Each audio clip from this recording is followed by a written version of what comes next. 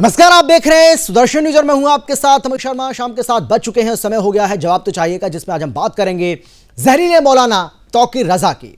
इस मौलाना ने एक बार फिर से जहर उगला है, मुसलमान युवाओं को भड़काने की कोशिश की है। तौकीर रजा ने कहा है कि हम सब्र किए हुए हैं, अगर मुसलमान नौजवान नियंत्रण से बाहर हो गया तो देश में युद्ध का माहौल बन जाएगा। इस नफरती और जिहादी मौलाना ने यह सब बातें इसलिए बोली क्योंकि देश के पूर्व उप प्रधानमंत्री लाल कृष्ण आडवाणी को भारत रत्न देना इसको पसंद नहीं आया। मौलाना ने कहा कि देश का सर्वोच्च पुरस्कार भारत रत्न उन्हें दिया जाना चाहिए जिनकी स्वीकार्यता सभी वर्गों में हो। मौलाना के मुताबिक लाल कृष्ण आडवाणी को केवल एक ही वर्ग पसंद करता है। बंटवारे के दौरान सिंध से आए आडवाणी ने हिंदू मुस्लिमों को बांटने का प्रयास किया। हालांकि इस इस्लामिक कट्टरपंथी की फितरत पुरानी है। 2 साल पहले भी यह कुछ इसी तरह की बातें कर चुका है। इसने कहा था कि नौजवान बेकाबू हुए तो हिंदुस्तान का नक्शा बदल जाएगा। हम खून का घूंट पी रहे हैं, डरता हूं कि कहीं गृह युद्ध जैसे हालात ना बन जाएं। यह तौकीर रजा इजराइल का साथ देने पर पीएम मोदी के ऊपर भद्दी टिप्पणी कर चुका है। माफिया अतीक अहमद के मारे जाने पर आंसू बहाए और बदला लेने की धमकी दी। बजरंग दल को लेकर कहा कि हमारी लाठी भी कमजोर नहीं है। कुल मिलाकर यह मौलाना अपनी जिहादी सोच को हर बार प्रकट करता ही रहा है। यानी कि इसके पहले भी लगातार ऐसे बयान, ऐसे भड़कीले बयान, ऐसे नफरती भरे वाले बयान ये लगातार देता रहा है और हर बार जैसा कि हमने कहा कि अपनी जो जिहादी सोच है उसको प्रकट करता रहा है। यानी मुसलमानों को भड़काकर देश में हिंसा फैलाने की ये लगातार कोशिशें करता रहा है। ऐसे में सवाल यह है कि आखिर कब तौकीर रजा के खिलाफ कार्रवाई की जाएगी, कब पुलिस इसे गिरफ्तार करेगी, तौकीर रजा के पीछे कौन सी ताकतें हैं जो इसे ऐसे बयान देने के लिए साहस देती हैं, और आखिर में सबसे बड़ा सवाल यह कि कब तक इसके नफरती भाषण और जिहादी सोच का सर्वनाश होगा, क्योंकि ऐसे लोगों की जगह सिर्फ और सिर्फ जेल है। आज चर्चा इसी को लेकर करेंगे, लेकिन पहले एक रिपोर्ट आपको हम दिखाते हैं, देखिए जरा।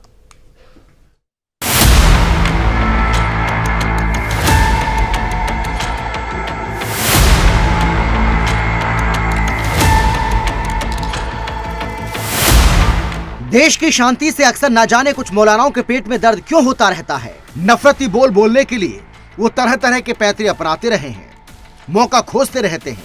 एक और जहां देश में सत्ता पक्ष और विपक्ष पूर्व प्रधानमंत्री लाल कृष्ण आडवाणी को भारत रत्न मिलने का स्वागत कर रहे हैं, तो वहीं दूसरी ओर नफरती और जिहादी सोच रखने वाले मौलाना तौकीर रजा ने एक बार फिर देश की एकता और अखंडता को चुनौती देने वाला जहरीला बयान दिया है। ये मौलाना देश में सिविल वॉर की धमकी दे रहा है।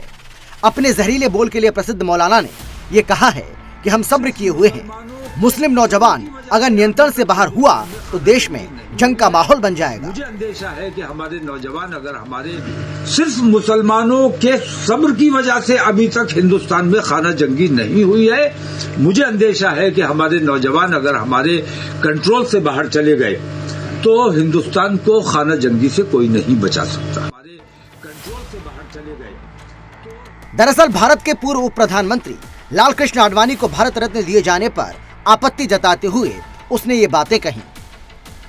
इत्तेहाद मिल्लत काउंसिल के प्रमुख मौलाना तौकीर रजा ने लाल कृष्ण आडवाणी को भारत रत्न दिए जाने को इस अवार्ड का घोर अपमान बताया।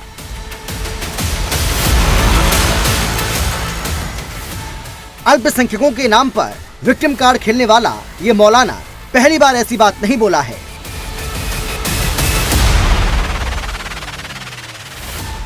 इसके पहले भी इसने कई बार मुसलमानों को भड़काने की कोशिश की है।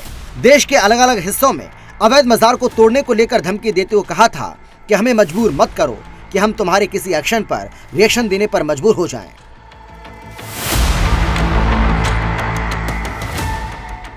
इसके अलावा इसने प्रधानमंत्री नरेंद्र मोदी को लेकर भी विवादित बयान दिया था। मौलाना तौकीर रजा ने आतंकी संगठन हमास के खिलाफ लड़ाई में इजराइल का साथ देने के लिए पीएम मोदी को गद्दार बताया था।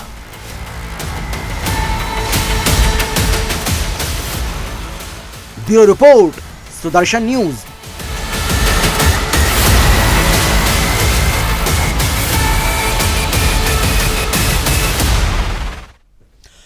तो मुस्लिम युवाओं को भड़काने की लगातार ये कोशिश करता रहा है। उसके पहले भी, जैसा कि हमने सिलसिलेवार तरीके से आपको बताया है कि एक के बाद एक ऐसे बयान इसके पहले भी सामने आते रहे हैं और एक बार फिर से इसने ये कोशिश की है। आज चर्चा इसी को लेकर करेंगे, लेकिन कौन कौन खास मेहमान हमारे साथ मौजूद है, सबसे पहले उनसे आपका परिचय कराते हैं। Doctor HS. रावत जी, जो कि हिंदू धर्म गुरु हैं, हमारे साथ जुड़ गए हैं। बहुत स्वागत है आपका गुरु जी। इसके अलावा हमारे साथ आसिफ हुसैन, जो कि मुस्लिम स्कॉलर हैं, आपका भी स्वागत है। इसके अलावा खेमचंद शर्मा जी, बीजेपी के प्रवक्ता हैं, बहुत स्वागत है आपका। और इसके अलावा कांग्रेस के प्रवक्ता संदीप मिश्रा जी हमारे साथ जुड़ गए हैं। संदीप जी, आपका भी स्वागत है। लेकिन सबसे पहले मैं आसिफ हुसैन आप ही के पास आना चाहता हूं। और देखिए, आप तो डिफेंड करने के लिए आते हैं, लेकिन मैं आज आपसे जानना चाहता हूं कि क्या तौकीर रजा के इस बयान को आज आप डिफेंड कर पाएंगे? आपको लगता है कि ये डिफेंड करने लायक बयान है उसका, जिस तरीके से उसने कहा है कि हम सब्र किए हुए हैं, हमने सब्र किया हुआ है, अगर मुस्लिम नौजवान भड़क गया, अगर वो हमारे नियंत्रण से बाहर चला गया तो देश में सिविल वॉर होगा?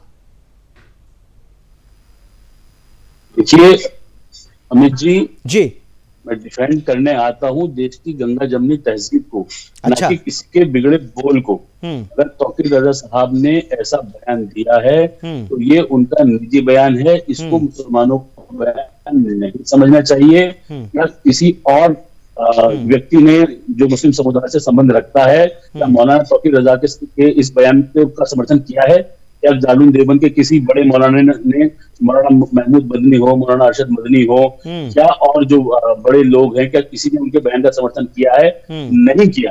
तो ये उनका व्यक्तिगत बयान है। नहीं, अगर समर्थन नहीं किया तो बयान को खारिज भी नहीं किया। अगर समर्थन नहीं किया है तो बयान को खारिज भी नहीं किया है।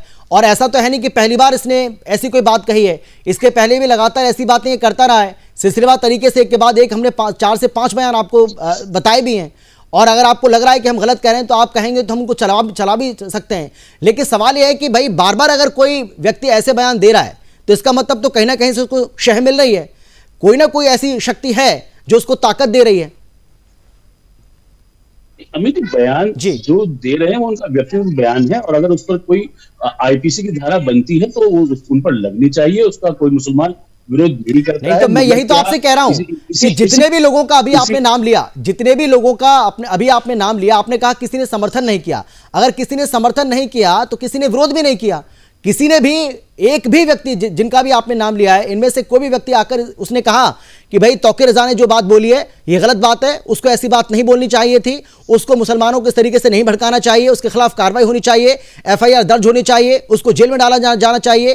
क्या एक भी व्यक्ति जिसका भी नाम आपने अभी लिया है उसने क्या इसकी आलोचना की, इसकी निंदा की? देखिए, अभी बयान दिया है, उसके जो रिएक्शन है वो आने बाकी है। क्या आपने किसी धर्मगुरु ये बयान कल दिया है, आज का बयान नहीं है ये। मैं भी तो अमित जी यही कहना चाहता हूं, 24 घंटे से ज्यादा का वक्त हो चुका है। आप जाकर आप उनकी भाई फतवा देने में देरी नहीं करते आप लोग। फतवा देने में देरी नहीं होती है, आपको पता है। Within minute, within second, within hour फतवा जारी होता है, पता होगा आपको। डेफिनेशन, अरे आप बताइए कि फतवा कहते किसे? ये क्या आपने हर बात में फतवा लगा दिया? अरे मैं तो बता रहा हूं भाई, आप 24 घंटे से ज्यादा का समय हो गया, अभी तक किसी ने निंदा नहीं की है। जितने भी लोगों का नाम आपने लिया, मैं तो आपको बता रहा हूं। अमित जी, पहले आप सुन लीजिए। लेकिन फतवा जारी करने में तो देरी नहीं होती है। फतवा दिया ही नहीं जाता, फतवा मांगा जाता है। फतवा इज द एक्सपर्ट ओपिनियन। अगर आप ये बात कहेंगे कि फला चीज के बारे में फला व्यक्ति ने कहा है, उसके बारे में इस्लाम क्या राय रखता है, तो उसके बारे में जो इस्लाम के एक्सपर्ट्स हैं, जिनको मुफ्ती कहा जाता है, वो एक अपना एक्सपर्ट ओपिनियन देंगे। दैट्स कॉल्ड फतवा। फतवा कोई ऐसी चीज थोड़ी है जो आप बिल्कुल फतवा दे दिया। फतवा आप मांगिए, इस पर फतवा मांगिए, आएगा? क्यों नहीं आएगा? आपने मांगा। आप फतवा मांगने की चीज है, ना कि देने की चीज है। अच्छा, सोच लीजिए। और फतवा एक एक्सपर्ट राय है, भाई फलां ने। चलिए, मैं तो आप ही की बात को बड़ा कर देता हूं। आपने कहा कि फतवा देने की चीज नहीं है, फतवा मांगने की चीज है। तो क्या इनमें से किसी ने फतवा मांगा जिनका नाम आपने लिया? तो हमें क्या जरूरत पड़ी मांगने की? आप मांगिए ना, उसमें क्या दिक्कत है? नहीं, आप भाई आप ही ने कहा ना कि हम तो भाईचारे की बात करते हैं, हम तो सद्भावना की बात करते हैं। आप ही ने कहा ना, तो निभाइए ना भाईचारा। क्यों नहीं निभा पा रहे हैं? बिल्कुल करते हैं हम तो। मैंने खंडन किया ना उनके बयान का, मैं तो खंडन कर रहा हूं ना। तो आप इससे बताओ क्या नहीं, आपको लगता है कि ये देश को तोड़ने वाला बयान है? देश की एकता और अखंडता के लिए ऐसे लोग खतरा पैदा करते हैं, आप इस बात को मानेंगे क्या? अगर जी मौलाना तौकीर रजा का बयान देश की अखंडता को तोड़ने वाला है, जिस तरीके से अनुराग ठाकुर का बयान देश की अखंडता को तोड़ने वाला है, जिस तरह संगीत सोम का बयान इस देश की अखंडता को तोड़ने वाला है। देखिए अब आप बैलेंस करने में लग गए, अब आप पुराने बयान, हाँ नहीं बैलेंस करने में लग गए ना आप, मतलब आप देखिए आप निंदा भी नहीं कर पा रहे, आप इसको खारिज भी नहीं कर पा रहे, और अगर जब आपसे जवाब लिया जा रहा है तो आप देखिए किस तरीके से दूसरे जो बयान है, दूसरे नेताओं के जो बयान है, उन बयानों को आप कोट कर रहे हैं, आप उनको बता रहे हैं। तो इसका मतलब ये हुआ, नहीं इसका मतलब क्या हुआ, नहीं इसका मतलब ये हुआ कि किसी ने अगर गलत किया, नहीं किसी ने अगर गलत किया तो आप भी गलत करेंगे, इसका मतलब ये हुआ ना। नहीं मैंने तो नहीं आप मुस्लिम स्कॉलर है सर, आप समझिए इस बात को, मतलब आप जो भी बात कहेंगे लोग आपको फॉलो करते हैं, ये बात आप भी मानते हैं, आपकी बात का बहुत असर होता है, तो आप इसकी निंदा करिए ना, आप कहिए कि हाँ आप आलोचना करिए, एक तरफ आप आलोचना भी कर रहे हैं, दूसरी तरफ आप दूसरे बयान गिनाकर आप ये बताने की कोशिश कर रहे हैं कि भाई वो भी तो करते हैं ऐसा।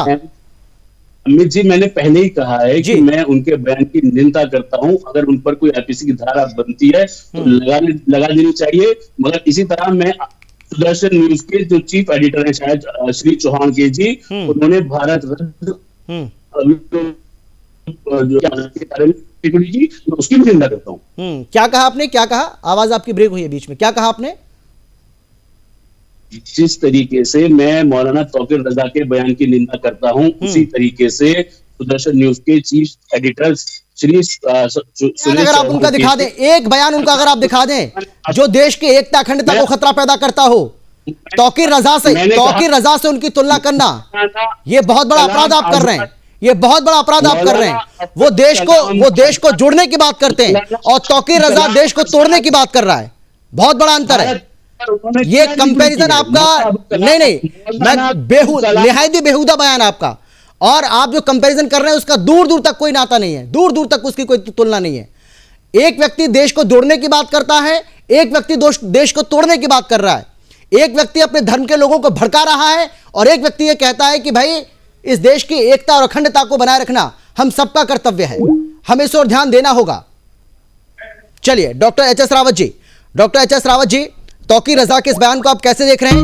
उसके नफरती भाषण इसके पहले भी आप सुनते रहे होंगे लगातार, जो जिहादी सोच है वो उसको बार बार दर्शाता है, एक बार फिर से वो हम सबके सामने आ गई है, देश के सामने आ गई है। वो कह रहा है कि अगर मुस्लिम नौजवान खड़ा हो गया, अगर वो हमारे नियंत्रण से बाहर हो गया तो देश के अंदर सिविल वॉर होगा।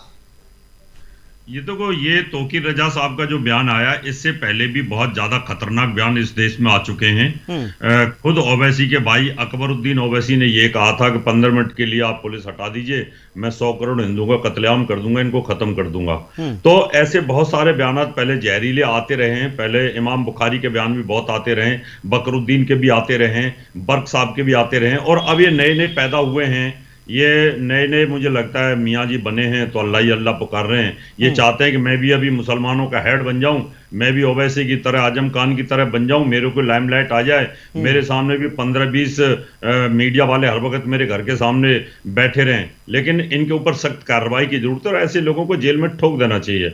यानी अंदर पड़े रहेंगे तो वहीं से फिर ये देश तोड़ने की बातें करते रहेंगे। अब ये भूल गए कि ये भारत वो भारत नहीं है जो पहले होता था, जो मर्जी आपने बोल दिया, संविधान में आग लगा दी, आपने वोट क्लब पे धरना कर लिया, आपने सुप्रीम कोर्ट के फैसले को बदल दिया, सावानो केस में बदल दिया, जो चाहा मनमाना किया। लेकिन अब तो हो नहीं सकता। अब इस प्रकार के बयान देने का मतलब है कि आपको आजीवन कैद सजा होनी चाहिए। इसलिए ऐसे जहरीले बयान तो इनके चलते रहते, ना चल रहे होते तो फिर इस प्रकार के उपद्रव थोड़ी होते। आप देखते हैं कि हर जगह उपद्रव होते हैं, कहीं ना कहीं कानपुर के अंदर पत्थर मस्जिद से बरसने शुरू हो जाते हैं, कभी जो हमारी हनुमान जी की जयंती के ऊपर शोभा यात्रा निकलती है, कभी राम जी की शोभा यात्रा निकलती है, हर जगह इनके उपद्रव होते हैं कहीं ना कहीं। तो ये जहरीले बयानों का ही परिणाम है और लगातार इनके जहरीले परिणाम होते रहे। और अभी हुसैन साहब जो कह रहे थे कि उनके ऊपर भी इस तरह का केस होना चाहिए। क्रिया की प्रतिक्रिया होती है, अगर आप गलत करोगे, कश्मीर में गलत करोगे तो आप भुगतोगे,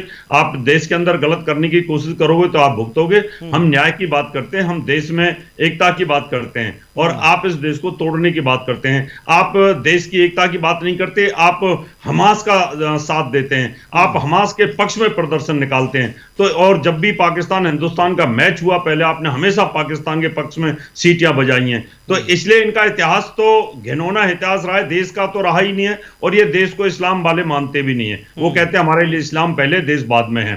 तो जब भी ये संविधान की बात आती है, बोलते हैं इस्लाम पहले, शरिया पहले, देश बाद में है। तो इसलिए इनकी तो आदत बन चुकी है। लेकिन अब मुझे उम्मीद है कि सरकार इनके ऊपर एक्शन लेगी, जेल में इनको डालेगी, तो इनको समझ आ जाएगा। बिल्कुल ठीक है, ठीक है महाराज जी, मैं लौटूंगा आपके पास। लेकिन संदीप जी आप कैसे देख रहे हैं तौकीर रजा के इस बयान को? हालांकि तौकीर रजा और कांग्रेस की दोस्ती तो पुरानी है, साल 2022 के यूपी के विधानसभा चुनाव में हमने देख लिया है। प्रियंका गांधी वाड्रा बाकायदा उनसे मुलाकात करने पहुंची थी, मिली थी उनसे, वो उनसे मिले थे, दोनों की मुलाकात हुई थी। तो तौकीर रजा और कांग्रेस का नाता तो पुराना है, लेकिन फिर भी मैं आपसे जानना चाह रहा हूं, आप क्या कहेंगे इस पर और कैसे देख रहे हैं इस बयान को? देखिए, जंग तो खुद एक मसला है, जंग क्या मसलों को हल देगी? अगर कोई कहता है कि जंग से मसले हल हो जाएंगे, तो अभी इमाम साहब ने, स्कॉलर उर्दू के हमारे भाई बैठे थे, और उन्होंने पहली लाइन में कहा था कि उनको आईपीसी की जो धारा बनती है उस पर FIR करके उन्हें अंदर करना चाहिए। उन्होंने पहली लाइन में कहा था। वो अलग बात है, आप तकरीर को कहीं और लेके चले गए। अच्छा। लेकिन मैं उस दल का प्रवक्ता हूं जिसके नेता मोहब्बत की दुकान खोलते हैं, जो कहते हैं नफरत के बाजार में मोहब्बत की दुकान खोलनी चाहिए। मैं राहुल गांधी का सिपाही हूं। अच्छा। हम कभी ऐसी बात को मानेंगे ही नहीं कि इस देश में आवाम में कोई जंग करके कर ले। लेकिन तौफीक रजा कौन है? तौफीक रजा के हाथ में क्या युवा मुसलमान है? क्या वो उनके हाथ में रिमोट रखते हैं? क्या मुसलमान, युवा मुसलमान उनका गुलाम है क्या? कौन है तौफीक रजा जो मुसलमानों को रिमोट से चला पाएंगे? वो उनकी अपनी निजी राय हो सकती है। देश बहुत बड़ा है, देश की ताकत बहुत बड़ी है, और मैं कहता हूं एक राष्ट्र और एक राष्ट्र की किताब संविधान है, जिससे डॉक्टर बाबा साहब अंबेडकर लिख कर गए हैं। संविधान के अलावा कोई और विधान हो ही नहीं सकता कि देश को चला सके। लेकिन नफरत का उन्माद चाहे कोई भी फैलाए, चाहे वो संसद में बैठ के रमेश बिधूड़ी फैलाए या संसद के बाहर तौफीक रजा, जो भी बुरा बोले उसको बराबर की सजा होनी चाहिए। देश का नियम तो ये भी कहता है। अगर मैं संसद में बैठकर किसी को गाली देता हूं और मेरे को पदोन्नति मिल जाती है, मेरी पार्टी मुझे राजा बना देती है, तो भी देश देख रहा है। और तौफीक रजा को अगर ढील मिलती है तो भी देश देख रहा है। देश किसी एक का गिरवी नहीं है। मैं एक ही बात कहूंगा कि हम सब की उम्र की एक सीमा है भैया, हम सब एक हद तक जिएंगे, लेकिन मेरा भारत सदा सर्वदा जीता रहेगा। तो ऐसा काम करके जाए कि पीढ़ियां हमें याद करे, पीढ़ियां हमें इंदिरा गांधी जैसा याद करे, पंडित नेहरू जैसा याद करे, राजीव गांधी जैसा याद करे। पीढ़ियां ऐसे दागदार, कोई तौफीक रजा जैसा, रमेश बिधूड़ी जैसा, कपिल मिश्रा जैसा, साध्वी निरंजना जैसा ना देखे। हम अच्छे काम करें, सच्चे काम करें, राष्ट्र हित में समर्पित होकर काम करें। कांग्रेस की यही चाह है, राहुल गांधी की यही चाह है। अच्छा ठीक है, लेकिन ये राहुल गांधी की जब आप बात करते हैं, आजकल वो भारत जोड़ो न्याय यात्रा निकाल रहे हैं, और आपने कहा कि वो नफरत की दुकान में मोहब्बत का सामान लेकर वो घूम रहे हैं। तो इन मोहब्बत का जो सामान है उनका, ये ज़्यादातर अगर आप देखेंगे यात्रा जहाँ जहाँ से होकर गुजर रही है, मुस्लिम जो इलाके हैं वहाँ होकर ज़्यादा गुजर रही है। तो ये जो मोहब्बत जो फैला रहे हैं आप, ये ऐसा क्यों लग रहा है कि सिर्फ एक तरफा मोहब्बत है? ये अमित शर्मा, आप मुसलमानों को भारत का नागरिक नहीं मानते? हम कब कह रहे हैं? हमने तो नहीं कहा। कर दो मुसलमानों को। तो क्या आप हिंदुओं को नहीं मानते? मुसलमानों को भगा दो, हिंदुस्तान से मुसलमानों को। आप क्या चाहते हैं? मुसलमान कौन है? आपके पैर की जूती है? हमने तो ऐसा नहीं कहा। आपने चाहते मैं तो आपसे ये कह रहा हूँ कि जब नहीं, अगर वो मोहब्बत बांट रहे हैं तो मोहब्बत सबके लिए होनी चाहिए ना, वो सभी वर्गों के लिए होनी चाहिए। मैं ये कह रहा हूँ आपसे, वो मोहब्बत जो है, वो मोहब्बत सिर्फ किसी पर्टिकुलर एक इलाके में क्यों दिखाई पड़ रही है? अमित जी, मुझे बोलने दीजिए, सवाल बोलिए, मेरे को जवाब भी देने दीजिए। बोलिए। ये हिंदुस्तान में उतना ही हक किसी हिंदू का है जितना किसी मुसलमान का है। मैं कहता हूँ अपने ईमान से मुसलमान हिंदुस्तान में है, तुम तिरंगे से हरा रंग हटा नहीं सकते। क्यों समझते हो ठोकरों पर रखते हो मुसलमानों को? क्यों नहीं उन्हें बढ़कर गले लगाया जाना चाहिए? क्यों उन्हें प्यार नहीं किया जाना चाहिए? नहीं, आप तो लगा रहे हैं। नहीं संदीप जी, आप तो लगा रहे हैं, इसलिए आप ये भाषा कोई मना नहीं कर रहा है, आप तो भाई लगा रहे हैं। भाई आपकी पार्टी के एक बड़े नेता, आपकी पार्टी के बड़े नेता और यूपीए सरकार में प्रधानमंत्री मनमोहन सिंह ने तो कहा था कि इस देश के संसाधनों पर सबसे पहला जो अधिकार है वो मुसलमानों का है। तो आप तो लगाते रहे, गलत कहाँ है? मैं यही कहना चाहता हूँ, मैं हिंदुओं को भी हमारे नेता गले लगा रहे, तो आज भी आप मानते हैं, तो एक आज भी लाइन आपकी सुन यही लीजिए सोच है अमित क्या कि इस देश के अमित जी, एक लाइन सुन इस लीजिए। देश के संसाधनों पर पहला अधिकार मुसलमानों का है? आज भी मैं यही आपको एक लाइन हाँ, बताता हूँ, बोलिए। आज भी आप ऐसा सोचते हैं क्या? आज भी मोहब्बत पर पहला हक प्यार करने वालों का है। वो किसी कौम का नहीं, धर्म का नहीं, जाति का, मजहब का नहीं। जैसे वन वन जाके जन जन को राम जी ने जोड़ा था, आज वैसे ही सड़कों को नाप कर राहुल जी जन जन को जोड़ रहे हैं। आज का राम राहुल है नाम। ये मोहब्बत की पहली दुकान है, पहला पैगाम है। आज नफरत के बाजार में अगर कोई छाती ठोक कर खड़ा है वो राहुल गांधी है। इन रमेश भिदुड़ी की तरह बातें नहीं होनी चाहिए सदन में। आपने कभी इस बात को निंदा की है क्या कि किसी देश के मुसलमान को संसद में आतंकवादी भड़ुए और अच्छा, क्या-क्या मुसलमानों के कहा लिए जो इतना गया? ये प्यार निंदा आपका हुआ क्या? नहीं संदीप जी, ये मुसलमानों निंदा की के बात लिए जो हुई क्या? प्यार आपका इतना उमड़ रहा है, आप ये बताइए कि अभी 22 जनवरी को क्यों नहीं गए थे राहुल गांधी? थोड़ा समय निकाल के चले जाते, क्या दिक्कत थी? मोदी लला के अयोध्या क्यों दर्शन नहीं गए? करने नहीं जाना, हमें राम लला का दर्शन करने जाना है। नहीं, अयोध्या मुझे क्यों नहीं गए थे? मोहन मैं वही जानना भागवत चाह रहा हूँ लला ना का आपसे। दर्शन करने नहीं क्यों? जाना। सबकी अच्छा, अयोध्या, आपका सबकी आपका राम है। सेकुलरिज्म खतरे में आ जाता है इसलिए? आपका सेकुलरिज्म खतरे नहीं, में आ जाता है इसलिए? राम बंधक है क्या? एक दिन के 22 जनवरी के बंधक के थे क्या कि नहीं, 22 जनवरी को जाएगा? मैं आपसे जो सवाल कर रहा हूं आप उसका जवाब दीजिए ना। अमित शर्मा, क्या यही सेकुलरिज्म बताइए। आपका खतरे में पड़ जाता क्या? मेरी बात का जवाब दीजिए। 22 जनवरी के बंधक है राम की, 22 जनवरी को नहीं, बिल्कुल नहीं है। राम के दर्शन नहीं, होते हैं। बिल्कुल नहीं है। यार अयोध्या सबकी है, राम सबके नहीं है। अच्छा चलो ठीक है, मैं जब नहीं जाऊंगा नहीं 22 मैं 22 मोदी छोड़िए, लला के दर्शन करने 22 तो छोड़िए ना, 22 छोड़िए, आज तो 5 तारीख हो गई ना, हम आज 5 तारीख हो गई, अब जाएंगे? तक गए क्या? जाएंगे जब अब तक गए क्या? कपाट बंद। भाई आपने तो राहुल जी के लिए कपाट भी बंद ठीक है। कर दिए, देवालय भी असल में चलिए बंद ठीक है, करा दिए। खेमचंद जी आप आऊंगा मैं, अयोध्या में संदीप जी बंद आऊंगा करवा आपके पास, दीजिए। खेमचंद जी हम को भी ले लेते हैं बैठे। चर्चा में। हाँ, एक भी सवाल उनसे नहीं हो पाया है।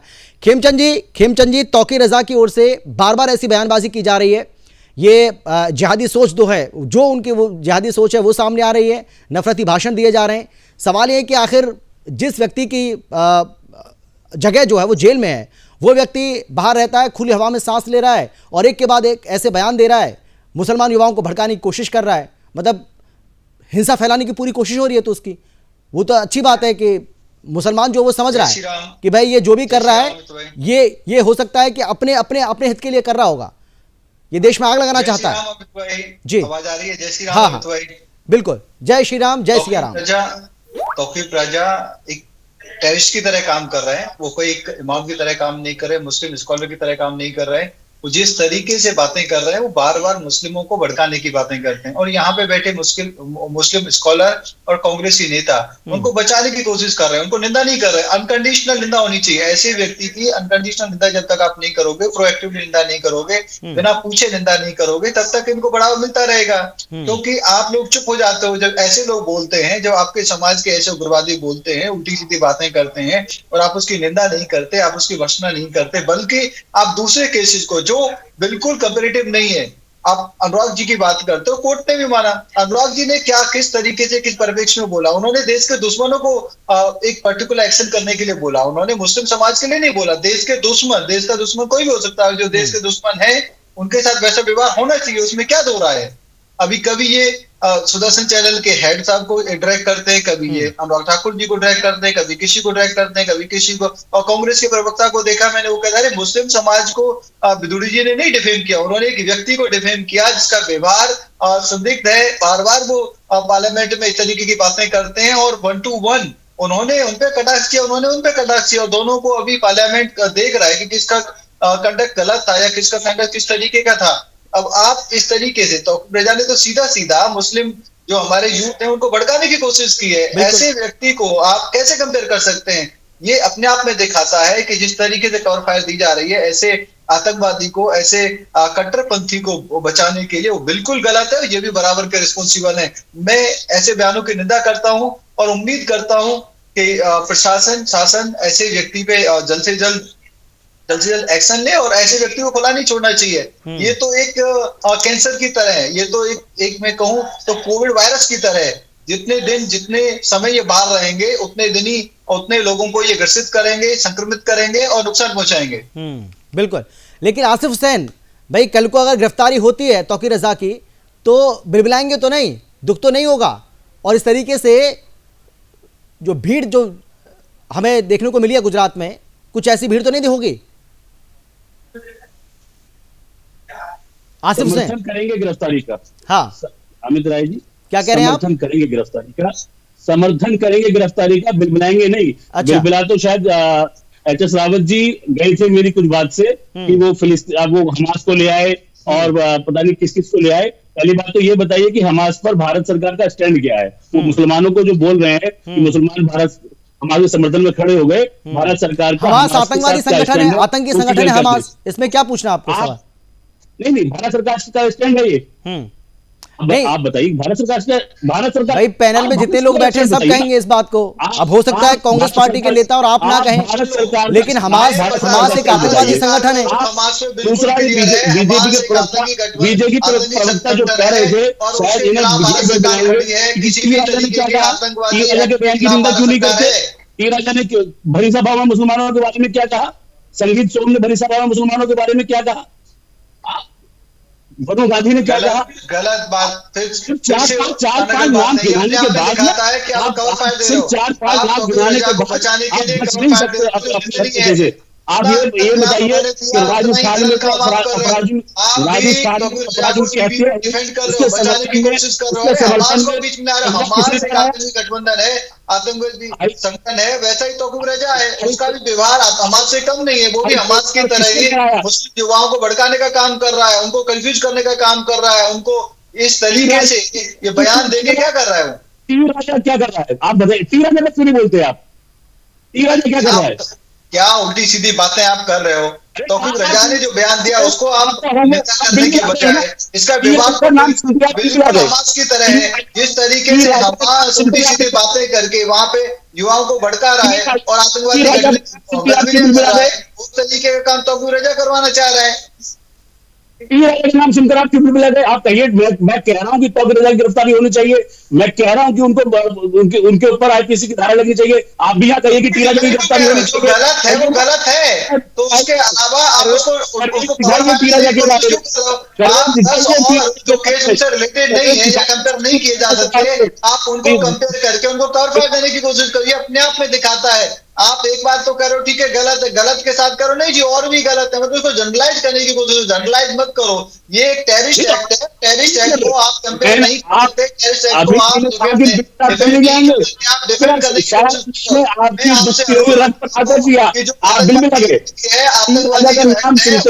अच्छा एक एक करके, क्योंकि दोनों के साथ बोलने तो आवाज ठीक से आ नहीं रही है, एक एक करके बात बोलिए। हाँ आसिफ हुसैन, पहले आप अपनी बात पूरी कीजिएगा, उसके बाद मैं आता हूँ खिमचंद जी आपके पास। हाँ आसिफ हुसैन, मैं जो कह रहा हूँ कि आप जो कह रहे हैं, आप टी राजा पर क्यों नहीं बोलते? टी राजा ने क्या क्या कहा मुसलमानों के बारे में? मैं कहता हूँ, मैं भरे मन से सुदर्शन न्यूज पर, नेशनल न्यूज चैनल पर ये कह रहा हूँ कि मौलाना तौकीर रजा साहब ने गलत कहा है और उनके ऊपर यदि कोई भी आईपीसी की धाराएं बनती हो तुरंत लगानी चाहिए, गिरफ्तारी होनी चाहिए। आप सुदर्शन न्यूज पर कहिए कि टी राजा ने गलत कहा है, टी राजा को गिरफ्तार होना चाहिए। ठीक है, खिमचंद जी जवाब देंगे पहले, फिर मैं बात करता हूँ। हाँ खिमचंद जी बोलिए। आपको पता नहीं है क्या? टी राजा तो गिरफ्तार हुआ था ना, जमानत में बाहर आया था, केस रजिस्टर्ड हुआ उसके ऊपर, आपको पता ही नहीं है? पहुंच गए। अरे तौकीर रजा ने जिस तरीके से बयान दिया है वो निंदनीय बयान है, उसको कंपेयर करने की क्या? जो टी रजा पे वहां पे केस चल रहा है,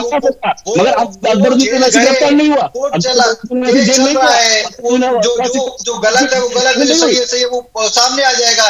लेकिन उन्होंने जो बोला, तौकीर रजा ने जो बोला, पूरे समाज को भड़काने की कोशिश की है। ठीक है महाराज जी कुछ कहना चाह रहे हैं, महाराज जी कुछ कहना चाह रहे हैं। हाँ महाराज जी आप बोलिए। देखिए अमित जी अभी कह रहे थे कि टी राजा का कुछ नहीं हुआ, मैं तो बताना चाह रहा हूँ टी राजा गिरफ्तार हुए और जमानत के ऊपर बाहर आए थे। और क्रिया की प्रतिक्रिया, जब आप किसी को अपने क्षेत्र के अंदर, अपनी जहां आपकी मेजोरिटी है वहां पर अगर बोलने नहीं देंगे तो आदमी तो कहीं ना कहीं विरोध करेगा। आप वहां पर यात्रा नहीं निकलने देंगे तो विरोध तो होगा ना। आप वहां यात्राओं में पथराव करोगे तो आदमी अपना विरोध प्रदर्शन तो करेगा। लेकिन उन्होंने ये नहीं कहा कि पूरे देश के हिंदुओं एक हो जाओ और अगर देश के अंदर ये हो जाएगा तो यहाँ हमारा युवा जागृत हो गया तो देश में गृह युद्ध हो जाएगा। इस तरह की तो आज तक मुझे लगता है किसी नेता ने या किसी ने की नहीं है। ये तो सरेआम देश को तोड़ने वाली बात है इनके ऊपर तो कार्रवाई करके जेल में डालना ही चाहिए। और इसी प्रकार की ओवैसी ने भी की थी। ठीक है, वो कोर्ट की निंदा करते हैं, लेकिन कोर्ट ने उनको बरी भी कर दिया। बहुत सारे इस तरह के भड़काऊ बयानात तो होते रहे, ऐसा नहीं है कि आप लोगों ने नहीं किए, और जिसकी वजह से उपद्रव होते रहे। आप देखिए दिल्ली के अंदर किस प्रकार दंगे हुआ करते थे जब इमाम बुखारी के बयान आते थे। आज तक इमाम बुखारी को वहां सरकारें अरेस्ट नहीं करती थी, और ये बोल देते थे अगर इनको अरेस्ट करेंगे 56 केस हैं तो बवाल खड़ा हो जाएगा, ये तो वहां पर दंगे फसाद हो जाएंगे। तो ऐसी सिचुएशंस रही है। आसिफ जी, आप विद्वान आदमी हैं, लेकिन इस प्रकार अगर गलत बोला जाएगा देश के हित में नहीं है ये सब चीजें। तो इसलिए ऐसे लोगों की सजा होनी चाहिए, और सख्त सजा होगी तो दोबारा ये लोग नहीं बोलेंगे, कंट्रोल करेंगे, क्योंकि इससे भड़काने वाली बात पैदा होती है और हिंदू मुसलमान के झगड़े होने की बात होती है। ऐसे ही यही चीज तो जिन्ना ने भी की थी, और पाकिस्तान में जो स्थिति पैदा हुई हिंदुस्तान पाकिस्तान की, उसका यही मुख्य कारण था। इसलिए ये चीज बर्दाश्त नहीं की जाएगी। बिल्कुल। जिन्ना की तारीफ में भारत रत्न आडवाणी जी क्या लिख कर आए थे ये भी बता दीजिए। ये प्रोटोकॉल होता है, ये तो मैं आपके घर में जाऊंगा, कहीं किसी तरह की बात करूंगा तो मैं आपके मुंह पे जाकर के आपकी बुराई नहीं करूंगा। ये एक प्रोटोकॉल का हिस्सा होता है। कहीं पे भी आप जाइए, आप क्रिश्चियनों में भी जाएंगे तो जाकर के इस्लाम वाले भी वहां पर जाकर के मोमबत्ती जलाते हैं, जबकि उनको विरोध होता है कि आप मोमबत्ती नहीं जला सकते, आप किसी की वहां पर चर्च में नहीं जा सकते, लेकिन आप प्रोटोकॉल के तहत जाते हैं। प्रोटोकॉल में होता है, इसलिए ये कहना आपका गलत है। ठीक है ना, जो प्रोटोकॉल से बंधे हुए लोग होते हैं, वो चाहे ईसाई हो, चाहे बौद्ध हो, चाहे मुसलमान हो, इस्लाम हो, कोई भी हो, उसको प्रोटोकॉल के पालन देश हित के लिए किए जाते हैं। इसका ये उचित नहीं है आपका।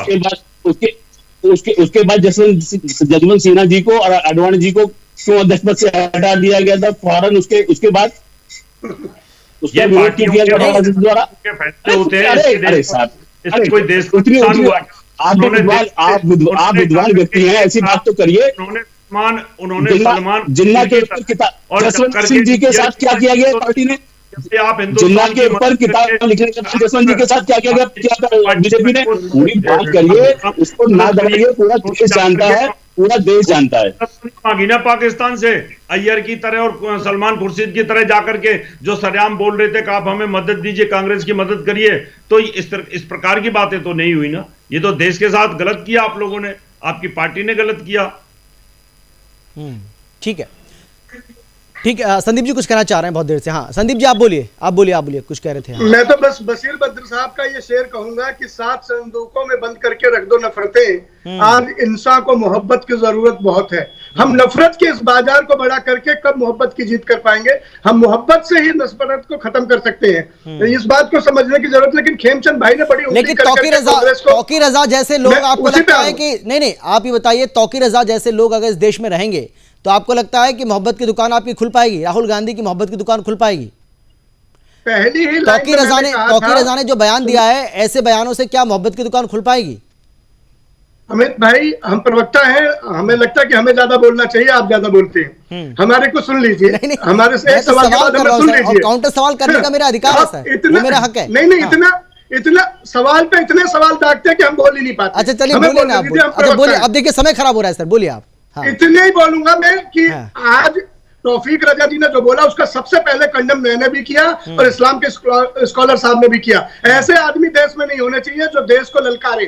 देश को ललकारने की कुवत किसी नागरिक में नहीं है, उसकी जगह रावत साहब ने सही कहा। तो आप ये कहिए कि तौकीर रजा की गिरफ्तारी होनी चाहिए, उसके खिलाफ FIR मुझे क्या कहना है, गिरफ्तारी हो। आप मैं क्या कहना है मुझे ये कहूंगा, आप मत बताइए मुझे क्या कहना है। अरे मैं बता, मुझे क्या कहना है मैं इससे पता चल रहा है ना, इससे ये पता चल रहा है कि आप जो कह रहे हैं, आप जो कह रहे हैं उसमें भरोसा नहीं रख रहे हैं आप। उसमें भरोसा, तो आप कहिए ना, आप कहिए कि हाँ उसने गलत बयान दिया, उसके खिलाफ FIR दर्ज होनी चाहिए, FIR दर्ज करके उसको गिरफ्तार किया जाना चाहिए, उसको जेल में होना चाहिए। हवा में सांस वो कैसे ले रहा है? आप कहिए ना, कहिए ना। शर्मा मुझे मत बताइए क्या कहना, सुनिए मैं क्या कह रहा हूँ। देखिए आप नहीं कहेंगे, सुनिए कि मैं मुझे क्या पता कह रहा है, हूँ। इसीलिए तो मैंने आपसे सवाल किया। मत बताइए, मैं यही बात बता रहा हूँ। मैं ये कहता हूँ, मैं इसीलिए आपसे मैंने सवाल किया कि आप नहीं बोल सकते, इसीलिए मैं यही कह रहा हूँ कि आप मत बताइए, आप एंकर की भूमिका में रहिए। मैं एंकर की भूमिका में हूँ, इसलिए तो सवाल कर रहा हूँ आपसे, मैंने सिर्फ सवाल किया आपसे। अपना जवाब मेरे मुंह में मत ठूसिए, मुझे क्या बोलना है मैं बोलूंगा। हाँ मैं बोलिए ना, बुद्धिमान हूं, मैं कहाँ बोलूंगा। बोल रहे हैं आप? देखिए मैं ये कहता हूं 2 मिनट आपने खराब कर दिए। 2 मिनट से मैं एक ही सवाल आपसे कर रहा हूं। आप बोलने ही नहीं देंगे भाई, आपकी भूमिका ही नहीं समझ आती। बोलिए बोलने दीजिए हमें। बोलिए, एक बोलिए। लाइन की बात है जो रावत साहब ने देखिए, कहा संदीप कि भाई ऐसे व्यक्ति की उग्रवादी जगह के लिए जेल जी होती का है, उपयोग कर मैं रहे भी हैं, समर्थन तोकिर करता हूँ और रजा के इस्लाम लिए के जी का स्कॉलर भी उपयोग करते हैं, कर रहे और हैं। हिंदुस्तान का हर व्यक्ति करता है। ऐसे इसमें आतंकवादी जाति के लिए, धर्म ऐसे पार्टी से उठकर राष्ट्र है, और राष्ट्र सबका है। रावत जी का भी, मेरा भी है, सबका और आपका भी है। राष्ट्र से ऊपर कोई नहीं हो सकता। दूसरी बात, अभी खेमचंद जी बार बार उंगली करके मेरे को कह रहे थे कि इन्होंने इसका विरोध नहीं किया। प्रज्ञा तो आतंक की धारा में बंद थी, ये प्रज्ञा के घर पे धरना देने कब गए थे? सांसद बना दिया, संसद में कटुआ भड़ुआ और आतंकी बोला एक सांसद को, ये उसके घर पे धरना देने कब गए? ये कपिल मिश्रा के मुंह पे कालिक कब पहुंच के आए, जो कालिक उसने कहा ठीक है, ठीक है, जल्दी से क्योंकि समय बचा नहीं मेरे पास। हाँ एच एस रावत जी आप बोलिए। सिर्फ मुसलमानों को दागदार नहीं करेंगे आप। चलिए हाँ संदीप जी जो कह रहे हैं कि भाई वो जो संसद में भड़ुआ और ये सब बोलने वाली साध्वी को उन्होंने साध्वी को आतंकवादी बनाया। साध्वी नहीं, रमेश भदौड़ी को, रावत जी रमेश भदौड़ी। आतंकवाद किसने किया ये भी आपको सोचना पड़ेगा।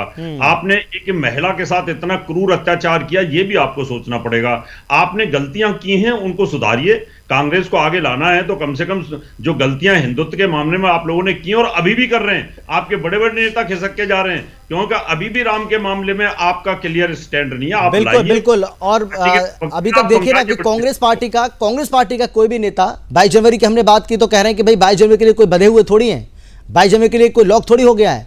लेकिन 22 जनवरी से आज 5 फरवरी हो गई है, अभी तक भी कोई नहीं पहुंचा है। तो इससे साफ जाहिर होता है कि सेक्युलरिज्म खतरे में हमारा ना पड़ जाए, उसको ले हमारा धर्मनिरपेक्ष जो है धर्म। हाँ बोलिए जल्दी से बोलिए आप।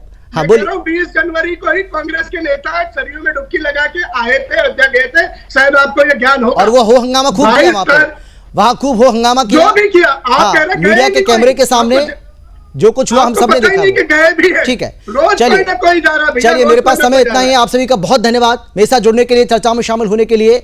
लेकिन सुदर्शन न्यूज ये मांग करता है कि तौकीर रजा जैसे जहरीले बोल बांधने वाले व्यक्ति, नफरती सोच, जिहादी सोच वाले व्यक्ति की गिरफ्तारी होनी चाहिए। सबसे पहले पुलिस को उसके खिलाफ एफआईआर दर्ज करनी चाहिए और एफआईआर दर्ज करके उसको गिरफ्तार किया जाना चाहिए, क्योंकि बार बार हम इस बात का जिक्र कर रहे हैं कि उसकी जगह खुली हवा में सांस लेना नहीं है, उसकी जगह जेल है। और ऐसे लोगों को जेल में ही होना चाहिए, क्योंकि एक बार नहीं बार बार वो इसी तरीके से बयान दे रहा है, ऐसी नफरती बातें कर रहा है और मुसलमानों को भड़काने की कोशिश कर रहा है। फिलहाल इतना ही। देश और दुनिया की बाकी खबरों के लिए आप देखते रहिए सुदर्शन न्यूज। नमस्कार।